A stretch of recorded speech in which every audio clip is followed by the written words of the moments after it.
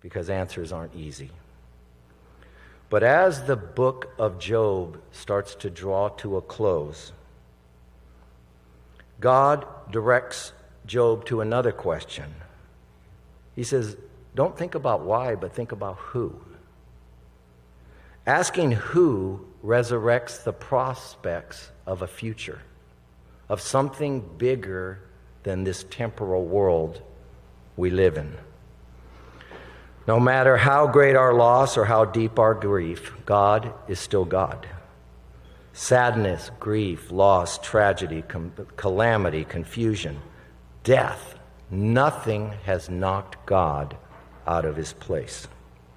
God is in charge, and he has made promises that things will be made right.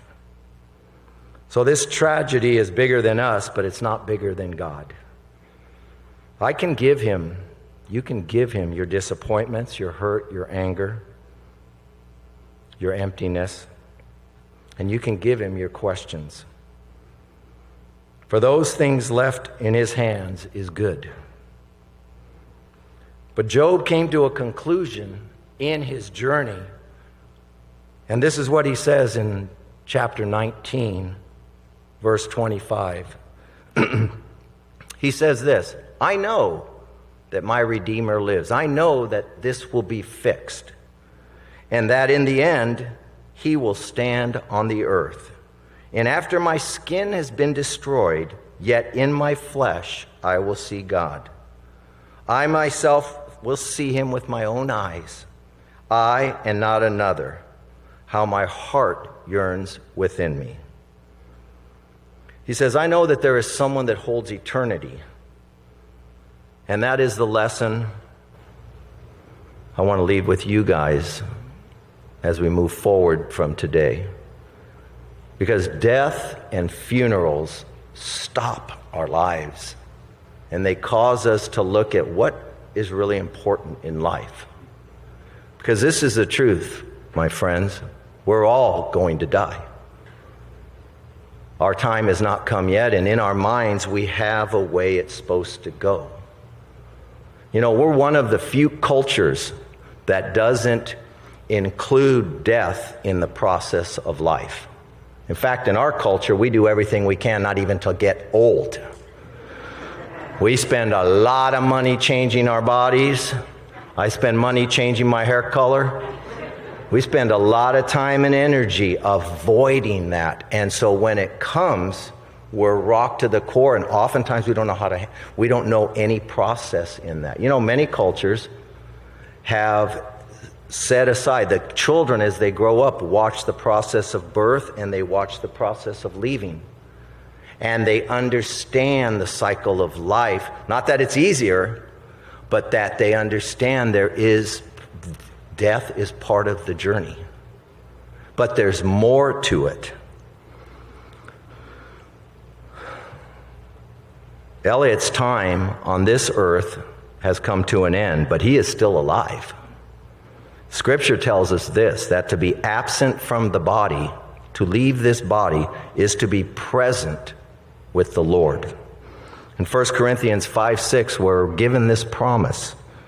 Therefore, we are always confident and know that as long as we are at home in the body, as long as we have this on, this earth suit, we are away from the Lord. But we live by faith, not by sight. So we are confident and would prefer to be away from the body and at home with the Lord. Not only that, but Jesus himself came to personally pick up Eliot and bring him to his new home. Jesus took him to the place he had been preparing for him. And in this place, Eliot is cured of all that was ever wrong with him. His thinking, we all got stuff, right? I know a lot of us in here are in recovery, so we really got stuff. And he is cured. In fact, Jesus, on the last night of his life on earth, was sitting with his disciples, and they finally got it that he was dying the next day. They finally grasped it, and they went into this, like we do, went into this crazy place. And he told them, listen, be calm. He tells them this, in my Father's house are many rooms. If it were not so, I would have told you this. I am going there to prepare a place for you. And if I go and prepare a place for you, I will come back and take you to be with me, that you may be where I am. So we know where Eliot is now. You know, when God designed human beings, he gave us a body, a soul, which is our emotional world, which is the soul is what makes you, you, and me. It is the thing that differentiates all of us. He gave each one of us that. And he gave us a spirit. So when we lose our body, there is a tearing that takes place because it is not the way God designed. But God has made a remedy for that. We were designed to live on earth. We are earthlings. We are not angels. They don't have a body like ours. Although the spiritual world is as real as this world, we do not have the eyes to see how it operates, though we are spiritual beings. We were designed to have the spirit and the body working together. We were designed, it tells us in the beginning of the Bible, they walked with God. They saw him. He came to earth. They had bodies. And so the belief of Christianity is the resurrection. I'm not going to come back as a gopher or a frog. When my body gets resurrected in the future, when Eliot's body gets resurrected, he will be Eliot. He will always be Eliot. And even now in the heavenlies, he is Eliot. And yet he's not done. And I'll share a little bit about that. But right now, we want to take a little time to celebrate this man's life and journey with us, just as you are on a journey in this world. I pray it'd be a great journey. So, William, why don't you come on up and share? And Wesley, you're going to be with him. And then we have a couple other people that have been designated to share. And then afterwards, during the meal, there'll be an opportunity for people to share too. So I turn it over to you.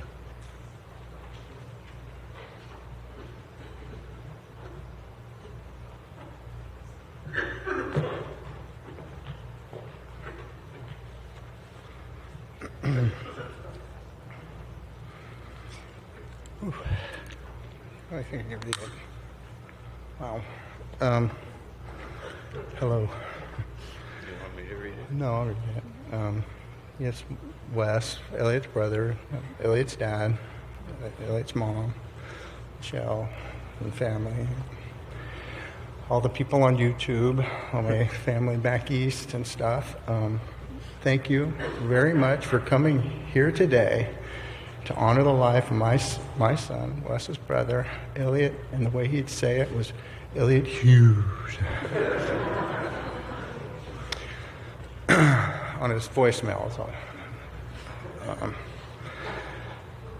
and the people all live streaming, thank you. Oh my God, there's so many people here, it's crazy. And I just want to, like Joe said,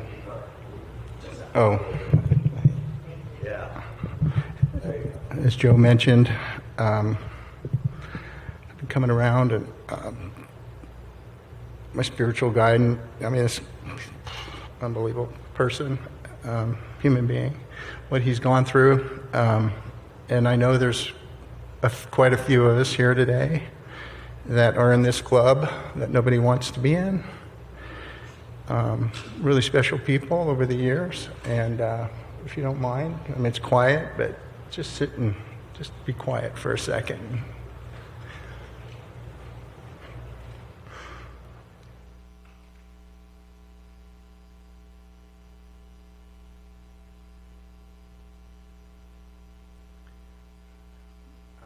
Okay, thank you. So here goes. I didn't know how else to do it, so I just did it this way.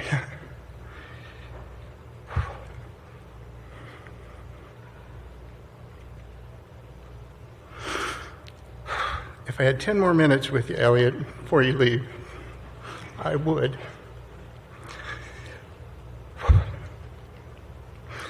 You want me to read it? Okay. It says, if I had 10 more minutes with you, Eliot, before you leave, I would hug you so tight. And it's kind of, I was just going to give some space in between because I'm just going to read it. Say to you that I would take your place in a heartbeat. Say to you how much I am proud of you and your accomplishments. You are just getting started.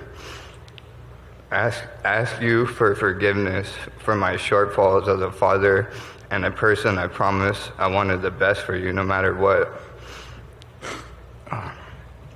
Say to you that I would do it all over again. Knowing this ending and the price I will pay, I certainly would try to change the ending. Thank you for the time and your presence I shared with you. I always wanted to be in your life more. Remind you that when you were 14, you earnestly said and had memorized, what's that? Nicene Creed, when you were baptized and confirmed. Jimmy and Kathy are so proud of you for that. I know my dad was extremely proud. His father. Ask you to let us know what is really happening there, where you are going, and let me know you will be once I hopefully get there. Money is, I will be there next.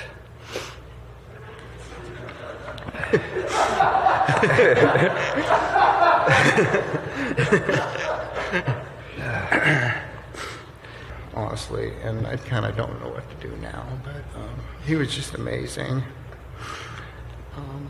There's so many videos and stuff, but he just switched. He went to track and field and cross country, and I was thinking, man, I couldn't finish that cross country, and he just, man, he powered through it. He was just beautiful through it, and all the skills. I mean, he just made us proud through Little League, the soccer, the club soccer years, and we observed. We got to observe and enjoy it. And although this guy was pretty damn good too.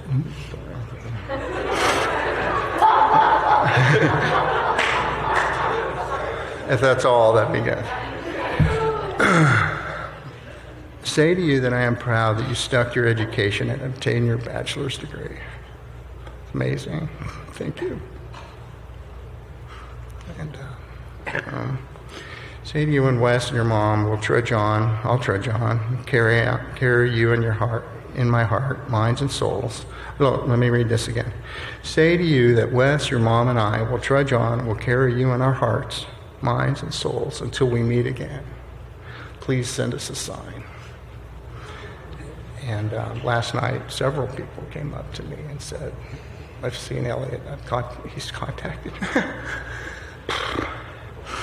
Just give you a little, all I can watch now is YouTube near-death experiences. I mean, it's a whole world out there of people that have suffered these losses and are finding things that just, hopefully it's not a fool's game, but there's some serious people that are doing some serious studies on this. And it, like Joe said, to be able to grasp a thread of that. We'll see him again. It's better than Fox News, let me tell you. All right. Okay. That's kind of, it's wet. Okay.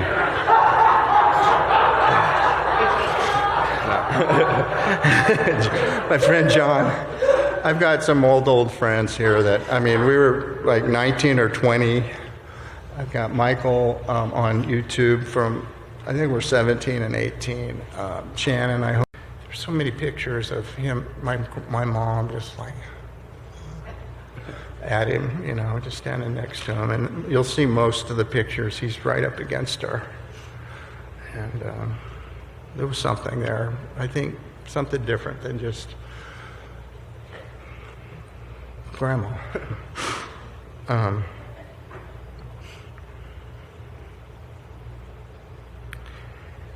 I would ask Eliot that just give us a little nod of an appreciation. And I want to say, but I won't say it.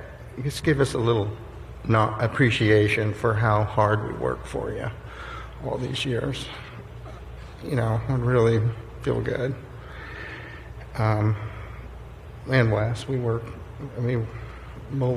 came out in 1987. I had a beautiful old 83 Cutlass, 440. It's beautiful. Well, everybody made fun of me because I was an Okie then, but and I had $1,200 in my pocket. I paid the doctor, so we had Eliot, and we came out, and I owed that $1,200 to a job. You'll see most of the pictures. He's right up against her. They held the job open.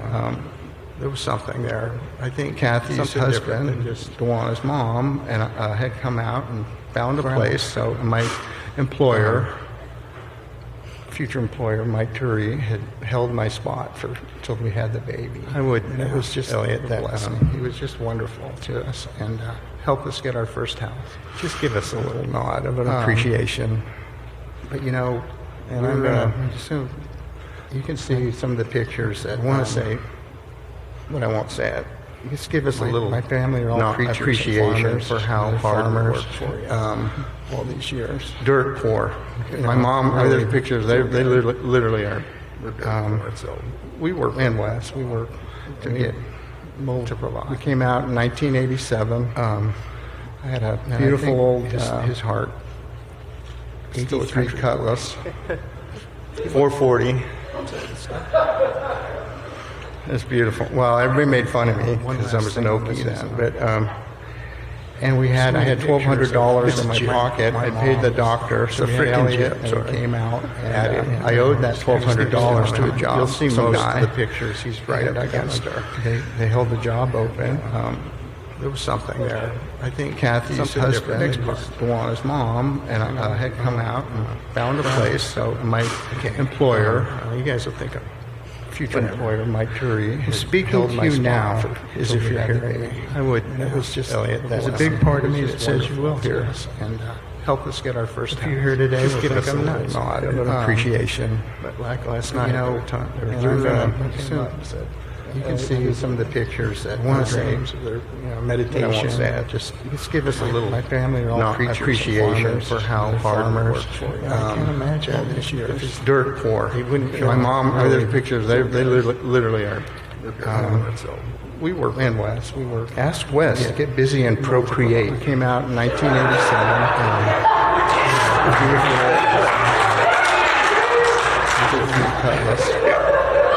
440.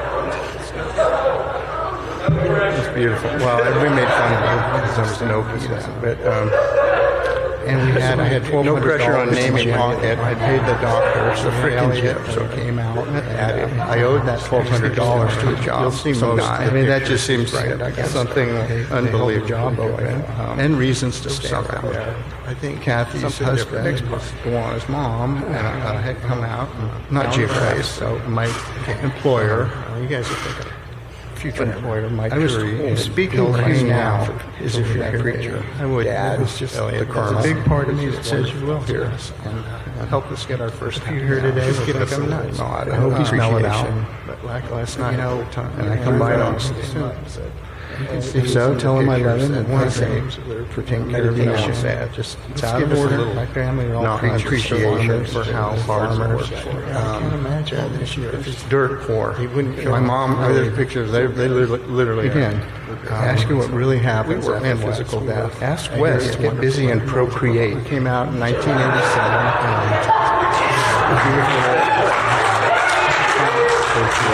I never really thought of it. 440. It is what it is. You know, we'll find out. Well, we made fun of it because I was no but that was my life. And I had $1,200 No pressure on naming in my pocket. I paid the doctor, so Eliot, so came out. And I owed that $1,200 to a job. You'll see most. I mean, that just seems something unbelievable. Job open, and reasons to stay around. And I think Kathy's husband, his mom, had come out.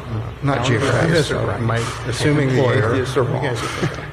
Future employer. I was speaking of you now as if you're a creature. I would. It's just a big part of me that says you will hear us and help us get our first few folks. Just get us in. I hope you smell it out.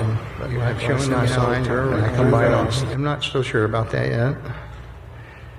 But even Joe, the guy I think, the world of, beyond, I mean, he even asked that that be a part of our life and that he shows up for us.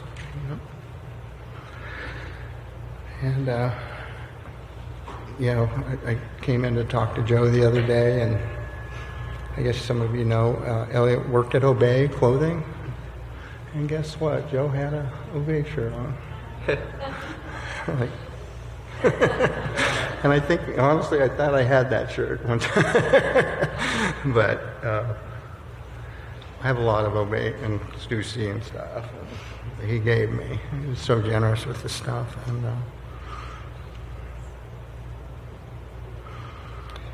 okay, this one's a little funny too. So what happens up there when the first and true loves? My mom was married to Leon, and he was killed. And I know she loved Leon. I mean, she loved my dad too, but she loved Leon. And she married my dad and had my brother and me. My brother right there, David. And I said, well, you've got a... how's that work up there? I'm asking for a friend.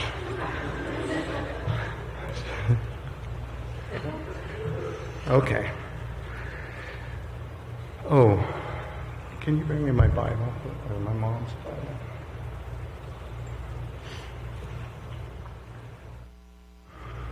And for my part, and the spoken part, I think we'll get opportunity to share for out there with food and stuff. So if you want, brave this COVID storm, and understand if. But for this part, we'll close after. I don't know if we'll close it, but this celebration. But I just wanted to mention the Lord's Prayer. I mean, I say a few prayers every day. My spiritual practices with a bunch of my friends here, and haven't drank in 21 years, so something's working. I don't know if that's always been good for my relationship with Eliot, hanging out and stuff, but it works for me, and it was the path that I believe my life was to follow. But it starts the two words, so I'll keep it simple, Our Father. So it kind of defines Eliot and my relationship, and really Wes's too, for the rest of our day, or eternity. We're brothers in soul. We have one Father.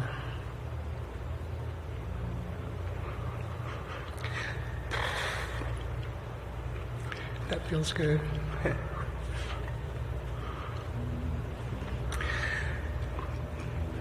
I love you, and we'll carry in my heart until we meet again, and then after too. And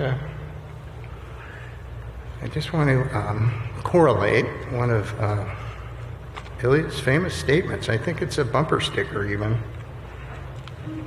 Maybe. I don't know.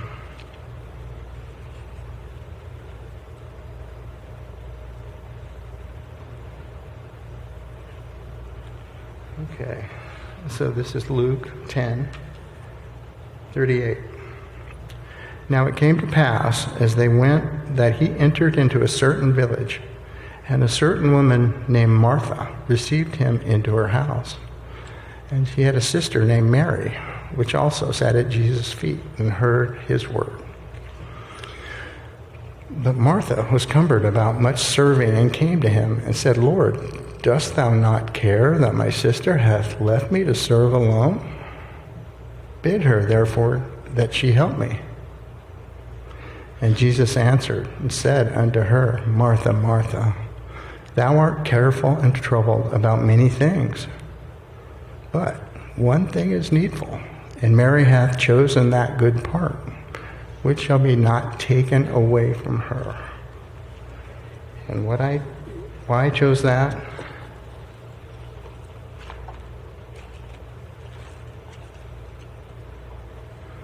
Let the rats run the race.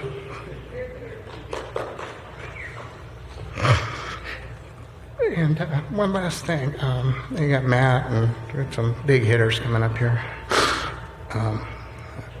If you see Jesus around, ask him to give me a break for calling him Eliot. Thank you.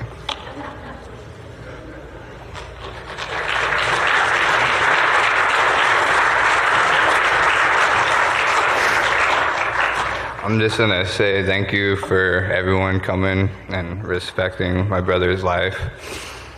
And it's been emotional, but I really appreciate everyone coming out here. And I don't have much to say, but I love everyone in here and just being here for our family during this time. I'm grateful for everyone that he got to hang out with and just all the stories and times I got to spend with him and friends and family. So thanks again for coming. I appreciate everyone.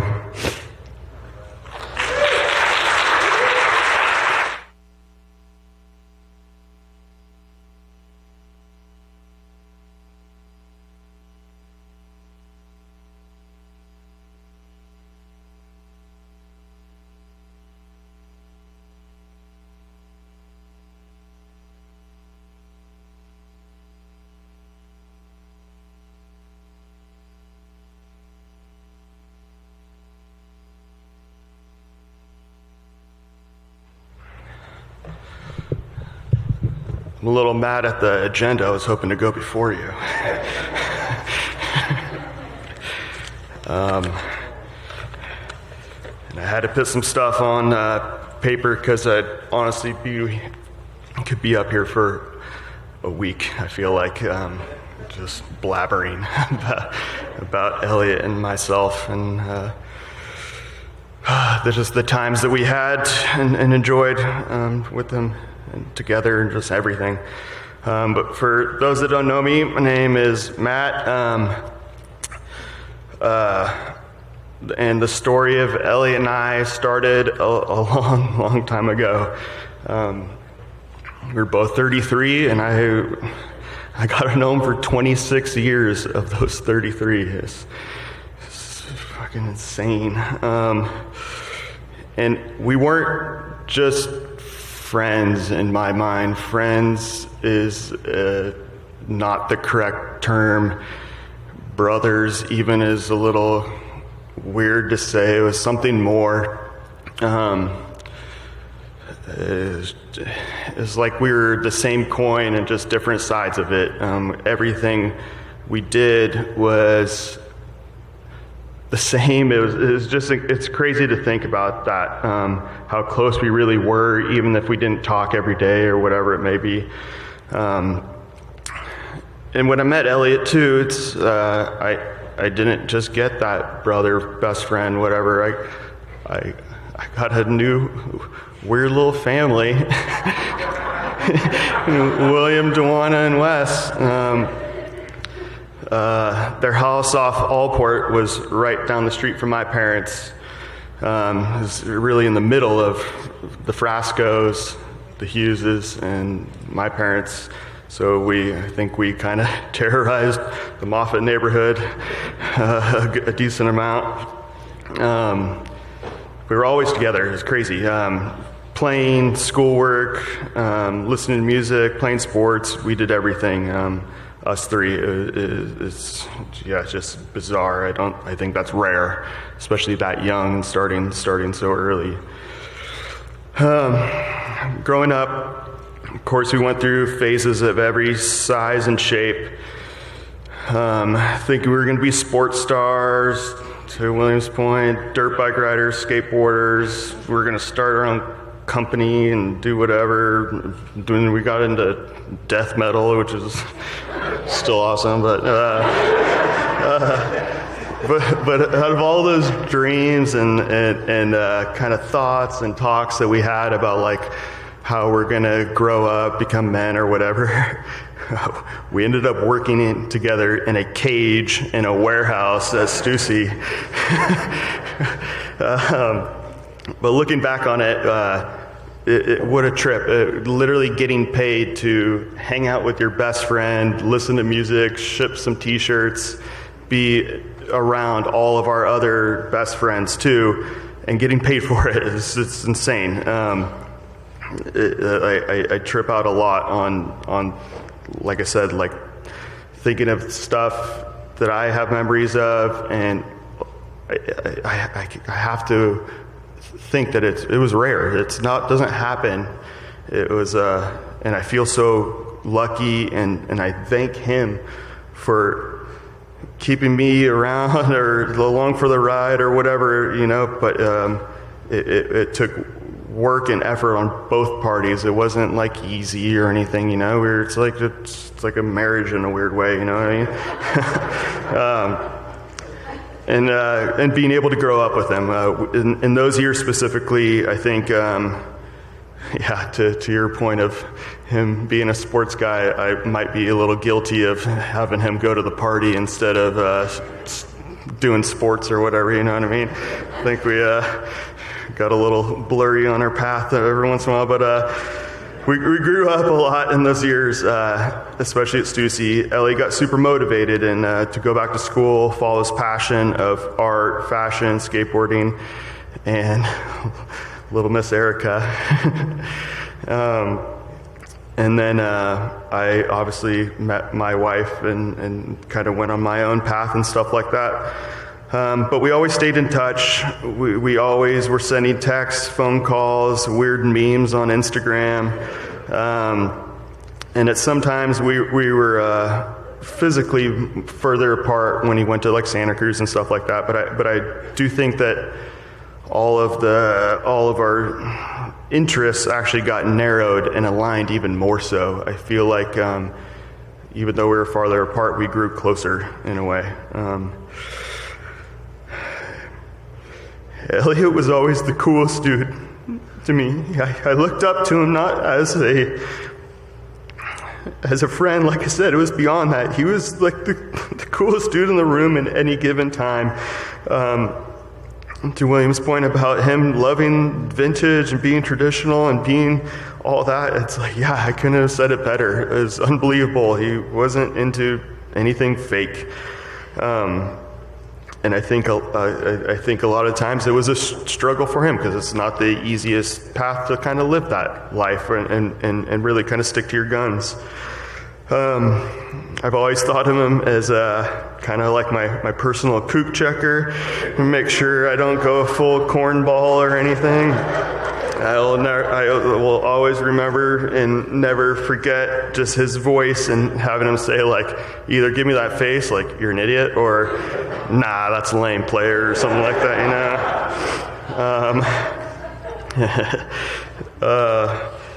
And later, especially these past couple months, specifically this year, I had my first son in February, and whenever we talked and stuff, it was there was no distractions with him. He called me because he had a reason to call me. And it was like almost like we were on like an agenda in a weird way, but like he wanted to know about me. He wanted the real Matt. He wanted to know what was up with my family, Danielle, Cruz, and there was no extra like BS with it. You know what I mean? He was real to the point. Oh, I got a little off topic right there. Whoa. But I wanted to make just a point too, and I am in this guilty party too. But I think it would be something that he would greatly appreciate is for all of us. I know there's a lot of extracurricular in the world right now, but like to really pick up the phone and talk to your friends and your family and stuff. I think it means more now than ever, and it's truly something Eliot would do. Just be real and catch up. I found this quote from Mark Twain, and I thought it was pretty relevant with Senor Eliot. The fear of death follows the fear of life. A man who fully lives is prepared to die at any time. I know that sounds super aggro, pretty hardcore, but that was him. He was real, and in his very short life, he lived it to the fullest. He chose everything he did and didn't let many of us dictate or help or do whatever. It was Eliot's world. We were just living in it. But I think that just ties a lot to him and his character of being passionate, authentic, traditional, real. So I like that little quote. Eliot and my son, Cruz, never physically met. They were able to hang out a few times behind a screen, which of course we'll cherish forever. I catch myself looking, creeping back so deep on my phone records just to look at the time that we got to talk. I never imagined this being part of our story, and it breaks my heart that he won't be there by my side when Cruz does a lot of the firsts that we shared together. Just everything. There's so many firsts, like skateboarding, music, everything, and really, I needed his help to be a better dad, and I'm going to try my hardest to have him along for our ride. I know he always got weird on marriage and kids and stuff like that, but it seems like he changed his mind every other day. But I think he would have been amazing in both. And it just breaks my heart that he won't get to experience that. I'll of course be thinking about him. Can't wait to tell Cruz, like I said, all our story, all the fun we had, all the trouble we got into.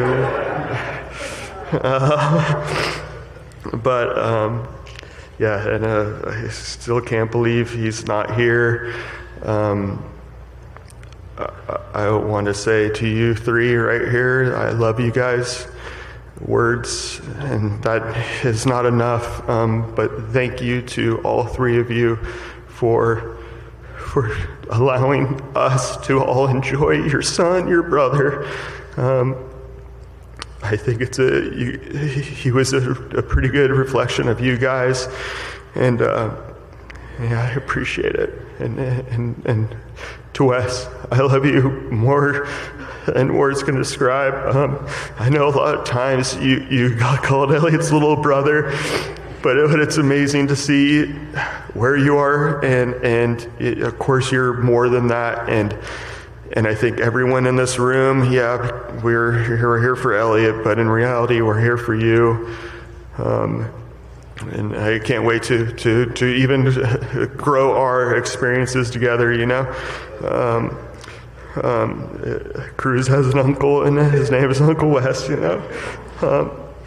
But yeah, that's all I got. I love him. I miss him. There's not a day that goes by that I don't think about him.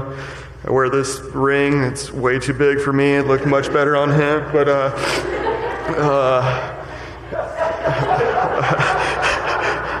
it makes no sense on me. But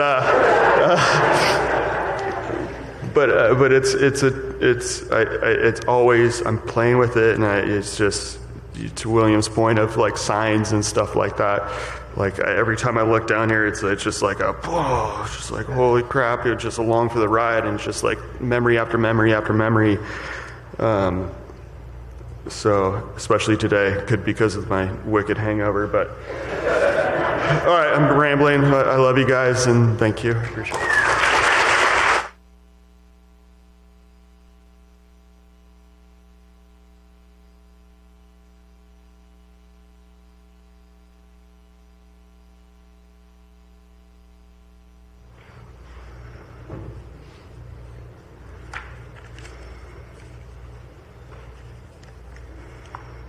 Hi, everyone. Thanks, Matt. That was amazing.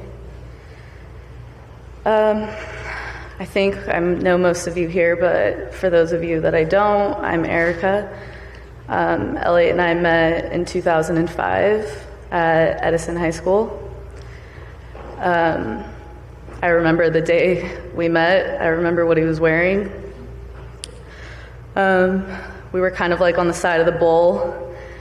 And I remember like looking across at him, and this sounds really weird, but in my head, I was like, oh, I'm gonna marry him. And I didn't even know him. Anyways, we became friends. He took me out that year, and he was like, hey, do you wanna go to coffee? And I was like, okay. He picked me up from my house, and my sister actually just told me this, but apparently I made her hide. I was like, get out of here, go. But he came inside. My mom made him come inside and meet her and my dad. And I remember what he was wearing that day. He had on like this brown ski vest and shorts. It was so bizarre. But anyways, we drove around in his little gold Ranger.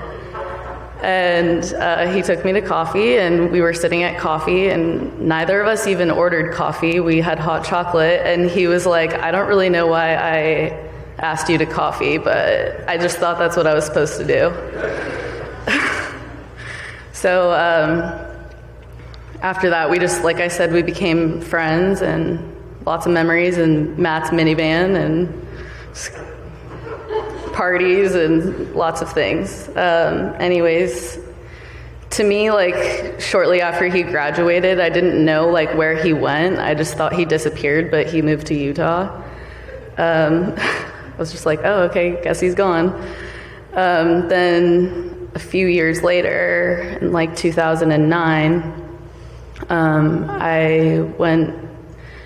I was with my parents, and actually like my mom's best friend Kelly and her daughter Cambria and my little brother and sister, and we were going to Zuby's one night, and we go to Zuby's and there isn't an open table, so they're like, oh, let's go to Don Jose's. And so I walk into Don Jose's in the bar, and there's a booth, and it's like all of the mafia dudes sitting at this booth, and I like lost my shit because I was so embarrassed. I was with my family.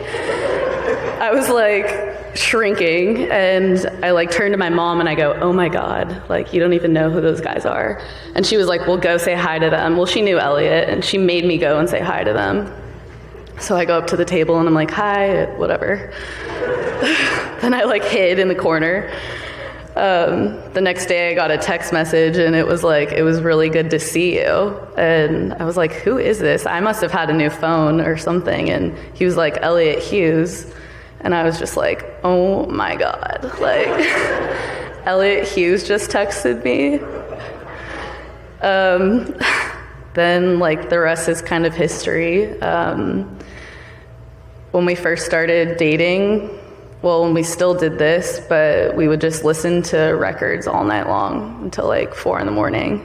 I remember one time my mom picking me up from his house, and it was pouring rain, and we didn't even know what time it was, but I was like, can you come get me? And it was like 4 a.m. And she was like, what were you guys doing at 4 a.m.? And I'm like, oh, we're just like listening to records all night long. But that was one of my favorite things to do with him.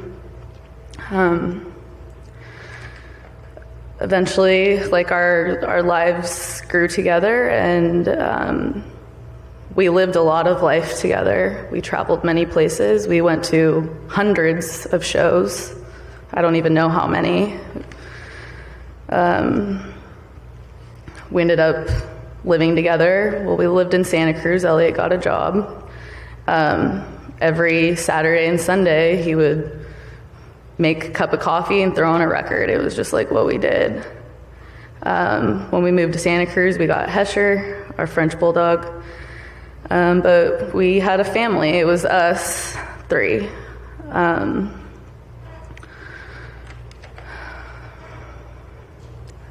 Another thing is,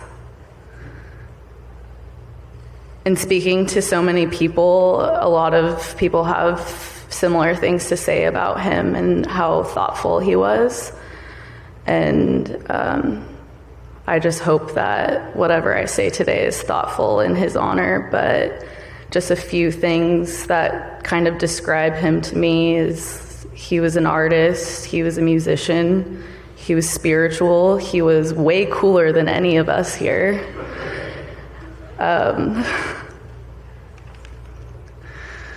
He left me with a lot of gifts, and those gifts include like dozens of handwritten letters that I got from him over the years, life lessons from him. I am who I am a lot because of him.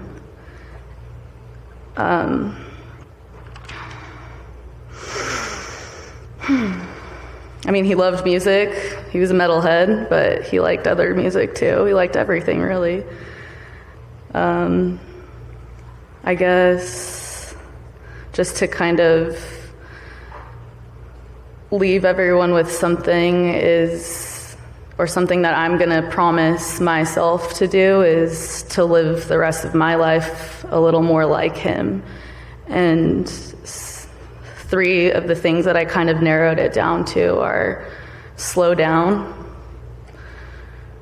stop caring what people think, and dream more. Eliot was a dreamer. I like to say he was on the pursuit of happiness. He was always trying to find something. And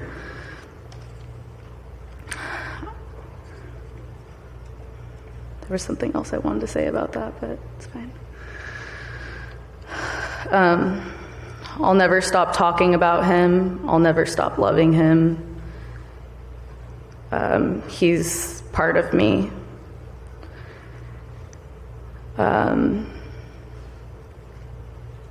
And Wes, I just want you to know that you're my brother and I have your back. I love you. If you were friends with Eliot, I'm sure you probably got songs sent to you, or he introduced you to a band you've never heard of or something like that. But we always shared songs with each other, or a song would pop up and I would screenshot it and text it to him like, hey, remember this? So the last song that I sent him is this song called Marina by this band Sleepy Sun. We saw Sleepy Sun a few times, but I just thought that these lyrics were really relevant and kind of wanted to close it with this. So it goes like this. Wake me on the softer side of heaven, in a land of healthy minds. Light carry me high. Float me down the west of the lazy river, before these heavy stones sink our soaring heads. Breathless morning, put your head in my hands. Night grows stale by the break of the dawn. Take me where your eyes are always blooming, the golden leaves, the red pine trees, what dreams may come. I wonder where we'll wind up when it's over, falling like the stars right out of heaven's mouth. Thank you.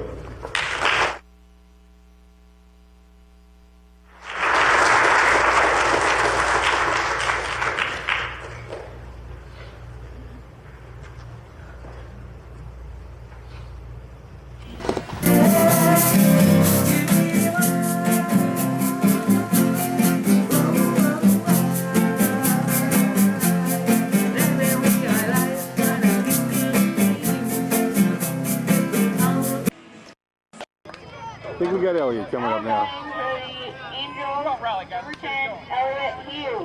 It was difficult trying to figure out how to put this video together. At first, I just put some music over some pictures, and I realized Eliot probably would have just made fun of it. So with the help of a lot of friends and family, we made something a little more personal in a style I'm hoping that Eliot would dig. So what you're about to watch is kind of a sketchbook of memories and moments from his life. But before we begin, I want to acknowledge something.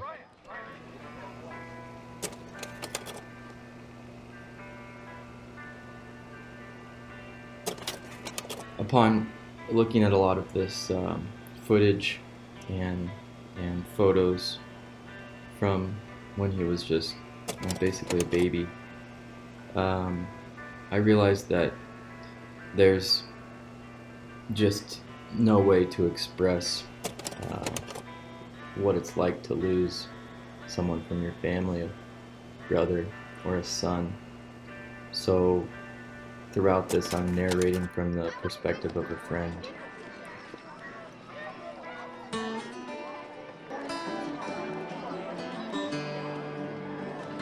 I like these clips because I feel like it's something everyone who grew up in the same area can relate to. It's like we have these shared experiences, I guess sort of like a collective memory.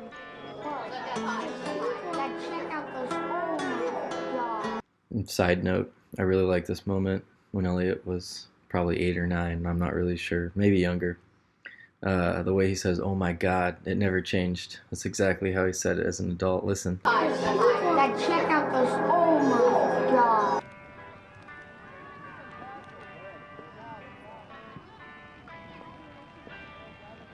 Awesome. Here we are approaching the Grove of Giants.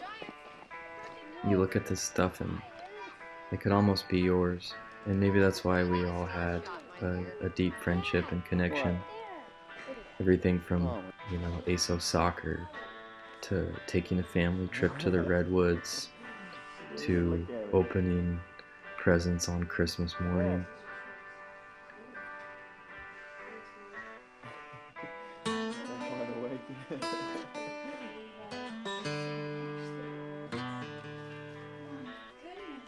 What did you get, Al?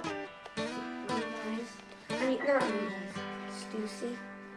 They come. Wow. There you go. There you go. Here, you can do that. Hold them up, Bill. Oh! Look at him go. He's doing those ramps before no time. Oh my gosh. If the cosmos ever created two dudes who were completely inseparable, that would be Matt and Eliot. And here to share a story with us of how these stars collided is Matthew Jimenez. As I think back on the times Eliot and I had, I can't help but to think of where it all started. I think it was 96, maybe 95, 94, somewhere around there. Moffett Elementary, first day of 3rd grade. It's weird because I have a pretty shitty memory on most things, and maybe it's because we always talked about this is the only reason why I actually remember it. But it was the first day at a new school for me. Obviously, I was tripping out, crying, all the above. Then these scrawny 2 dudes roll up to me while we're getting in line before heading into class, and they say something along the lines, "Nice shoes, dude. Do you even skate?" I think they were trying to clown on me and call me out for being the new kid and all, which I can't complain about. But then I replied, "Yeah, dudes, these are Ed Templeton's signature shoes." And I think right there in that moment, the 3 of us, Eliot, John, and I became friends. Their eyes lit up and got so pumped that I wasn't a full kook. And then I got so happy because I immediately had 2 homies to lean on when entering the new school, and all that came with that. From there, I felt like we were inseparable. Everything I did, they were into. It was just an instant connection, the three of us. It's crazy to think back on it. Me and Freeman didn't meet these guys until middle school, and once we saw their bond, we wanted in. I don't know what we did to impress them, but they accepted us at some point, and from then on, we did everything together. A lot of the stuff I recorded back then is lost. However, through the past few weeks, people have provided stuff to give me the opportunity to create something I always wanted to when we were younger, which is a ridiculous reel of absolute chaos of all the weird stuff we've done. So if you'll indulge, here is our very adolescent video of, well, you can just watch now. Well, that's tight.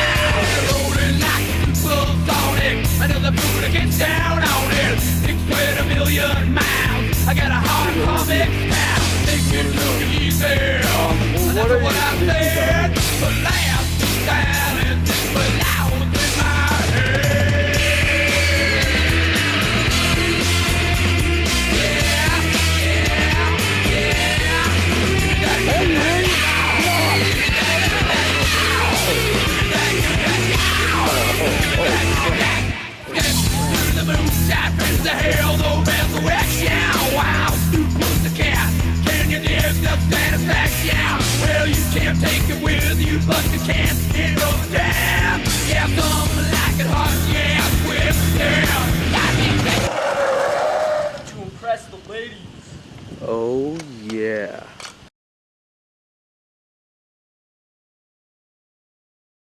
And then these awkward teenagers realized that there was something far more fascinating than one another, and our paths branched off for a bit.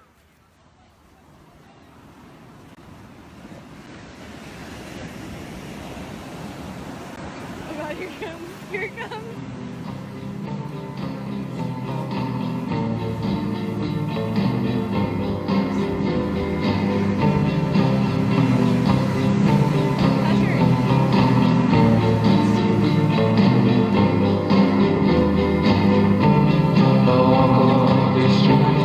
Until I love you more.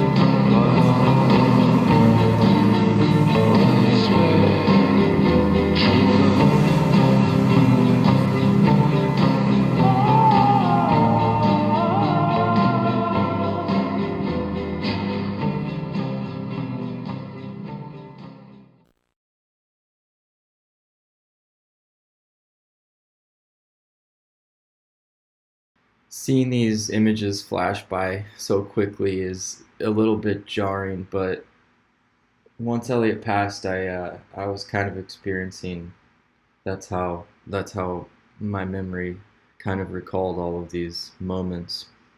And I think it's the same for a lot of people who sent these photos in. It became very apparent that Eliot was not only just a super cool guy, but he was thoroughly loved by a incredible amount of people. And I wanted to share one close bond we had was films. We watched everything, but specifically we had a few that we would rewatch continually. Eliot could literally quote some of these characters at any given moment like it was Shakespeare to him. So I just wanted to take a moment to share a few of our favorite clips. So here we go. Battle with what's turned out to be the biggest wave to hit this coast since 1946. Hello, everybody. I'm Stu Nahan. I'd like you to meet this young man. His name, Jeff Spicoli. And Jeff, congratulations to you. Things look kind of rough out there today. Well, I'll tell you, Stu, I did battle with some humongous waves. But, you know, just like I told the guy on ABC, danger is my business. You know, a lot of people expect that maybe Mark Cutback Davis or Bob Jungle Death Gerard would take the honors this year. Oh, those guys are fags. That's fantastic. Let me ask you a question. When you get out there, do you ever fear for your life? Well, Stu, I'll tell you, surfing's not a sport. It's a way of life, no hobby. It's a way of looking at that wave and saying, hey, bud, let's party. Where'd you get this jacket? I got this in the network. This next film was almost gospel to us. In fact, I think we had this exact conversation upon Eliot meeting Erica. At least the first part. Let's watch. She's a fox. In France, she would be called La Renarde, and she would be hunted with only her cunning to protect her. She's a babe. She's a robo-babe. In Latin, she would be called Babia Majora. If she were a president, she'd be Abraham Lincoln. Did you ever find Bugs Bunny attractive when he'd put on a dress and play a girl bunny? No.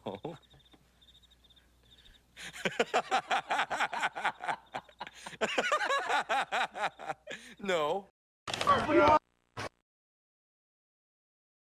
I have to share just one more clip. I always found it funny that we were so obsessed with this film. It's like an epic battle film from the late 90s, totally lost to the past. It's got Antonio Banderas, but we watched this like, I don't know, 20 times, and I think it's secretly we just wanted to be Vikings, so here it is.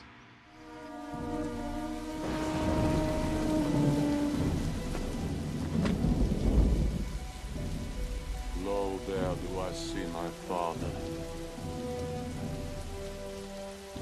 Lo, there do I see my mother and my sisters and my brothers.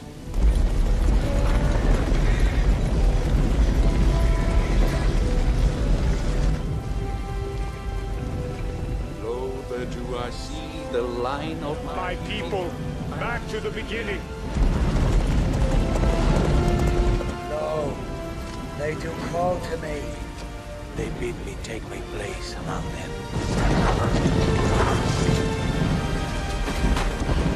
In the halls of Valhalla, Where the brave they live forever.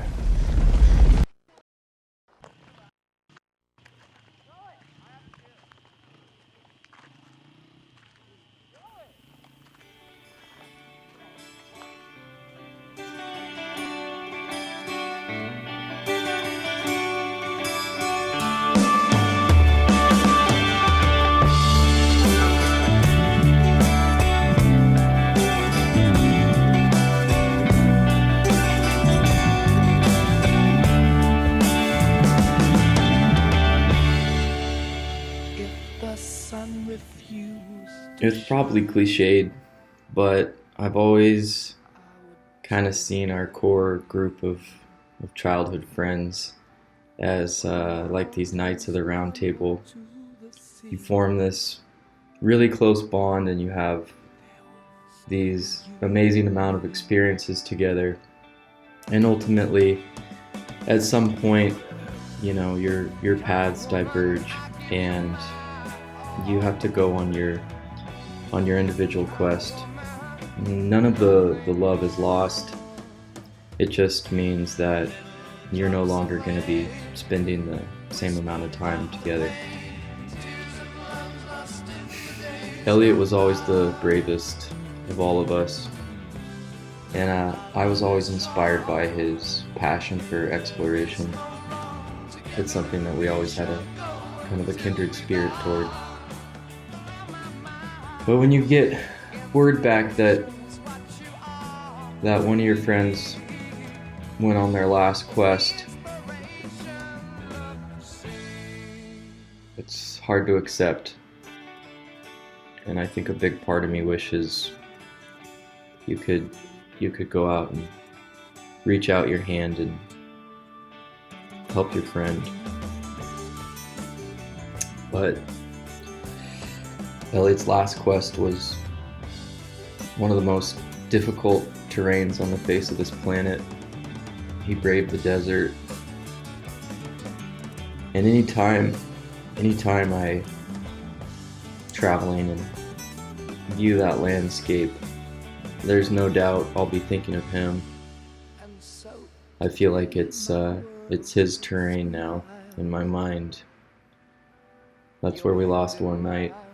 We walked the miles. Thanks to you, it will be done. For you to me are the only one. So I'll try ending this thing using some of his actual own words. In 2017, my wife Danielle and I got married, and Eliot, of course, was a part of the wedding party. And obviously, probably wasn't his favorite spot, knowing that he was had a light on him, and he was on stage with us. The wedding was eyes on him at a certain point, but he did great, and it was awesome to see him happy. And he really shined during the speeches. Eliot stood up, says blah blah blah. We met in 3rd grade and all that good groovy stuff. And then he says something that I think actually makes more sense for me to say about him than when he said it to me. So, Eliot, you possess qualities that I admire and are honestly hard to come by these days. Integrity and loyalty. Those words describe exactly who you are to me. I still can't believe he's not here. I miss you, Eliot. I love you, Eliot. Can't wait to see you again.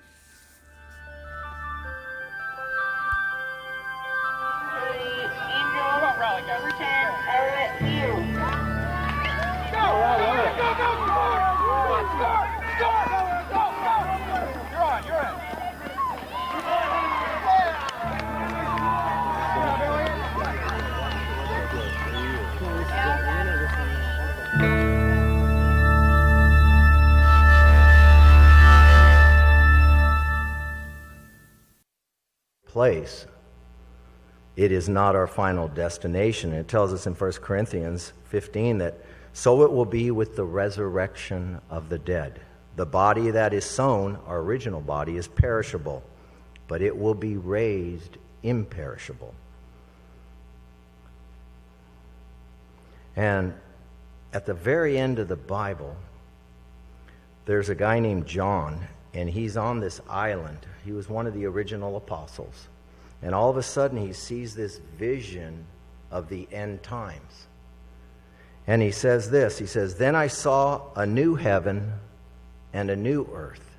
Something changes in the earth, something changes in the heavenly realms. He says, "For the first heaven and the first earth," where we are now and where they are now, "had passed away, and there was no longer any sea."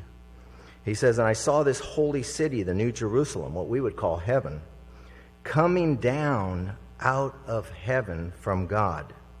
And the only way this guy can explain it, he says it was like a wedding. He says, I saw this thing coming out of the sky, out of the heavens, and it was prepared as a bride, beautifully dressed for her husband. And I heard a loud voice from the throne saying, now the dwelling of God is with men, and he will live with them. And they will be his people, and God himself will be with them and be their God.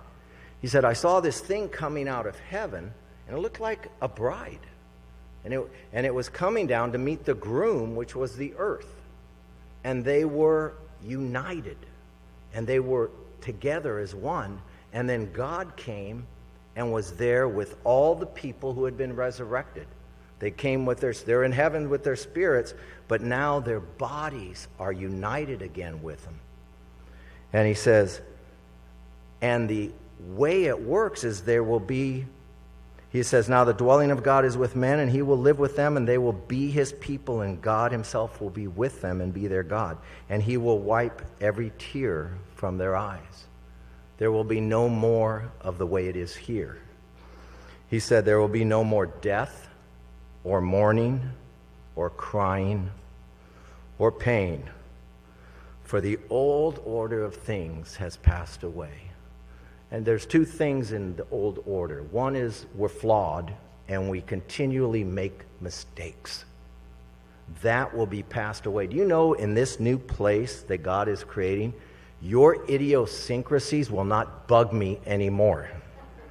And we won't bug each other anymore with our failings and our anger and the angst we carry and all this stuff that oftentimes consumes our life. That'll be moved away. And everything will be like Eliot always searched for. Where is the place? And we search for it. Where is the place where it's all good all the time? Scripture also tells us that God puts in us eternity. He puts in this creation he made this wondering of, there's got to be something better. There's got to be more. And he says this, the old order, and the second part of the old order is death. There'll be no more separation. The word death from the writers of the Bible talk about, death simply means separation. There'll be no more separation. We'll be with God. We'll be with ourselves, okay in our own skin. Many of us in life, we journey and we're not okay in our own skin. It's one of the reasons I got high. One of the reasons we search for things. Maybe if I get the best job, I'll be okay. Maybe if I look okay, I'll be okay. And we're not even comfortable in our own skin. And someday we will. We will. And you know what? When you're comfortable in your own skin, you're comfortable with people in their skin. And so that'll be fixed, and there'll be no more death, no more separation. And it tells us at the end of that portion, it says, he who was seated on the throne said, I am making everything new. Write this down, for these words are trustworthy and they're true. And that's what we hold on to. It's painful now, but someday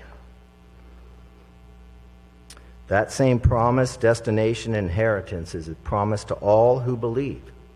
I can't wait. So we're going to do two things right now. We're going to sing a song that was requested, Amazing Grace. And then I would like, if we could, William asked that we stand and we recite the Our Father. And just kind of put ourselves in a spiritual place.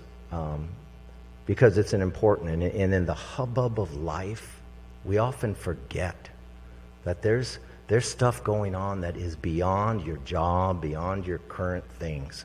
Circumstances are always going to change. So why don't we have Van and Amanda come on up and lead us in that, and then we'll pray, and then I'll share one more thing with you.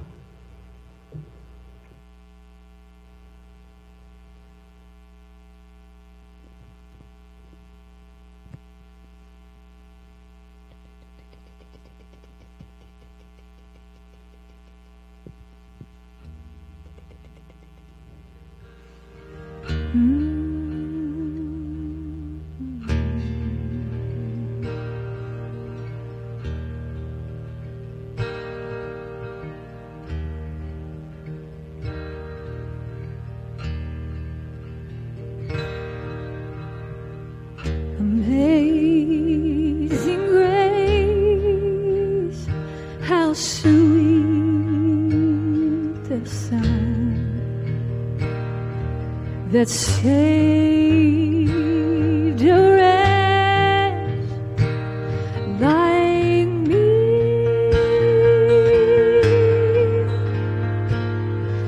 I once was lost, but now I'm found.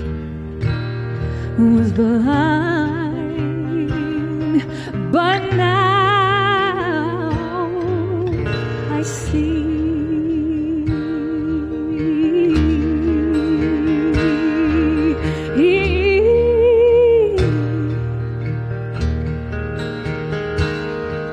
'Twas grace that taught my heart to feel, and grace my feet relieved.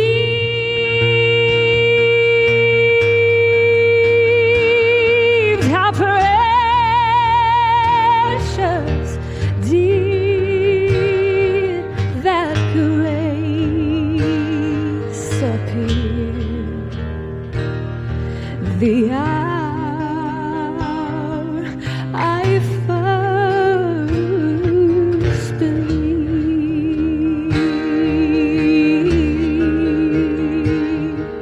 Oh,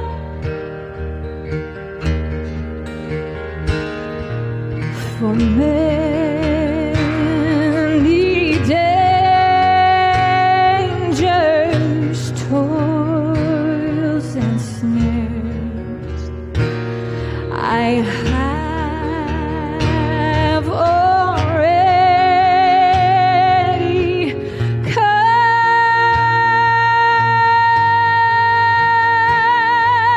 'Twas grace that brought me safe thus far, and grace will lead me home. Oh, grace will lead me home. Always grace will lead me home. When we've been there 10,000 years, bright shining as the sun.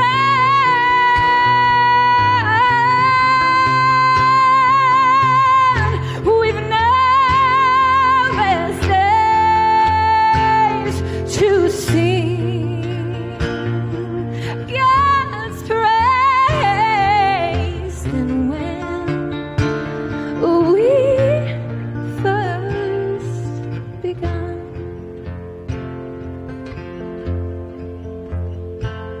then when we first begun.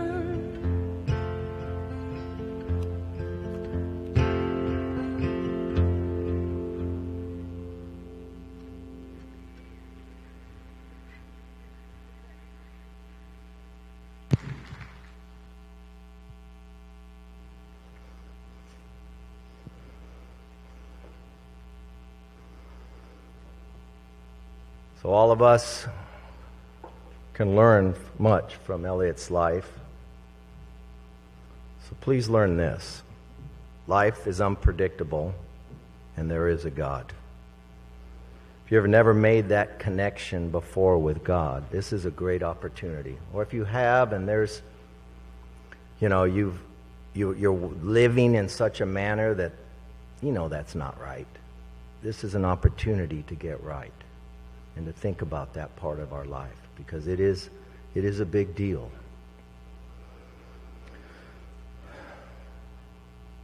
Let today and let Eliot's life be a wake-up call And today, for some of us, it might be an opportunity for a fresh start. So let's please stand together and recite the Our Father.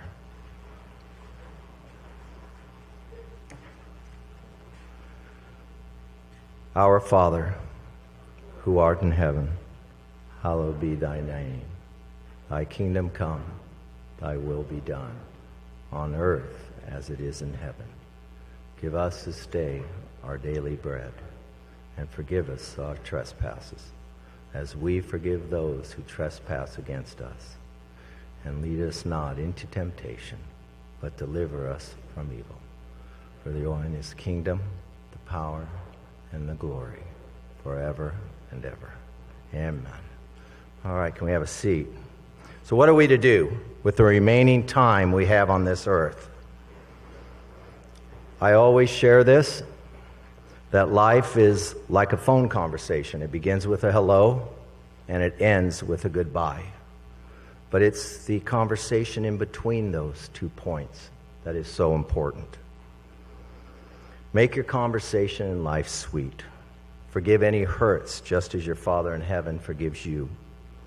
And when the time comes for each of us to end our life's conversation, may it be sweet and complete, with no hang-ups, no words left unsaid, or deeds undone. The best thing we could do in honor of Eliot's life is to live rightly with all those God has given us in our lives.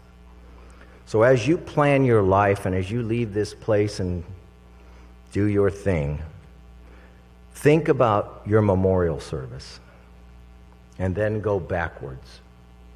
What would you want people to say about you at your memorial? And remember about you. Then put that into practice now. May we show honor and respect to those God has placed in our lives while they live. And may our eulogy be both a testimony to God and our future. And may our lives be lived in such a way that our time here is a testimony of good to those we live with. That would be one of the best lessons we could learn from Eliot, and the best gift we can give each other in memory of him. Jesus, on the last night of his life here, said this to his disciples: there's a lot of commands out there. There's a lot of do's and don'ts. But this is the thing I want you to remember. He said, a new command I give you. Love one another. As I have loved you, you must love one another. And so we're going to conclude this time with the song, A Wonderful Life, because I want you guys to know that life is still wonderful, though you're in the dark place right now. You're in the place of great loss, and I get it. But there's also a life to be lived for each one of you. And you know what? Death takes many forms. Some of you have been divorced. Some of you have faced diseases. Some of you are carrying things in your life right now where you're carrying a loss. One of the loss has multiple facets. They're the ongoing loss. Every Christmas, every birthday, there's a loss. There's a seat not at the table. There's multiple things. You will not get to see his growing, his becoming all that he wanted to be. Those are losses, and each one of us have suffered those kinds of loss. Some of you have suffered loss as a little child, and you lost your innocence because of someone else did something. And so we go through life with loss, and one of the things that God wants to do is heal. And so as you get ready to leave today, we want to leave you with this song, that this is still a wonderful life.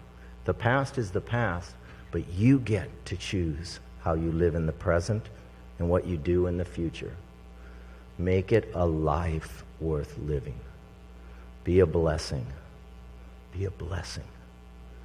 Because life is short, and we don't get to choose everything about it, but we get to choose how we act in it and how we act toward others.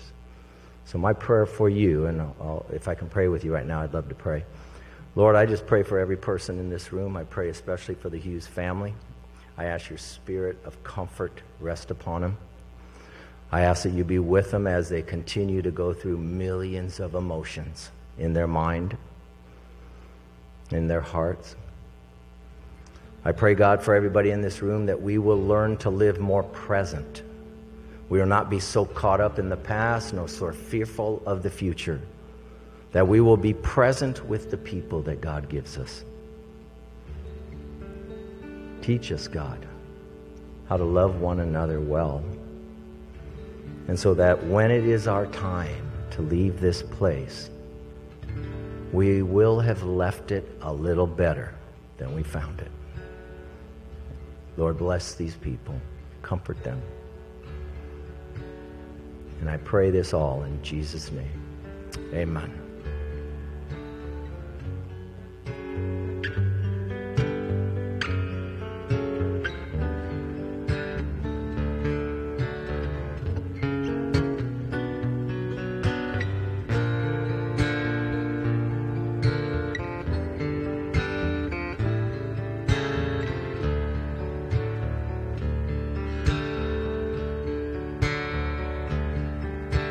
I see trees of green, red roses too. I see them bloom for me and for you. And I think to myself, what a wonderful world. Oh, I see skies of blue and clouds of white, the bright blessed day and the dark sacred night. And I think to myself, ooh, what a wonderful world.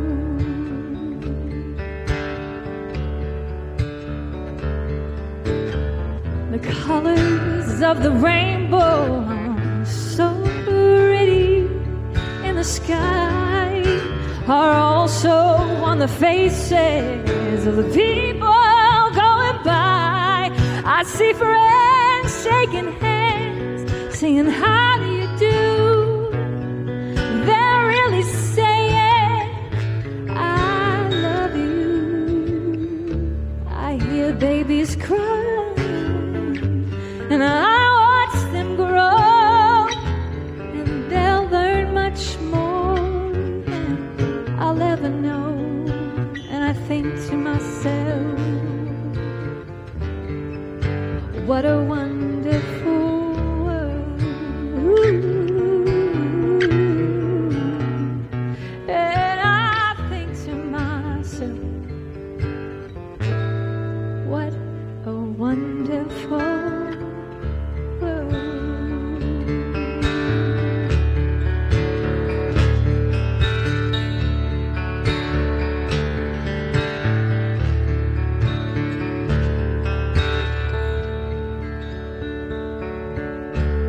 All right. Thank you, everyone, for coming. Yes.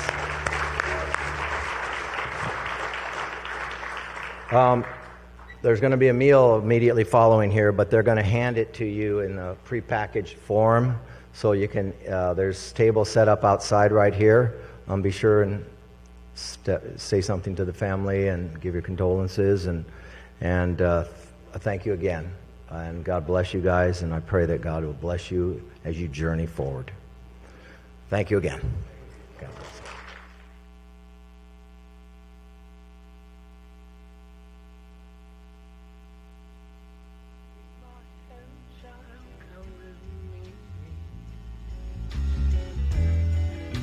To a castle I will take you,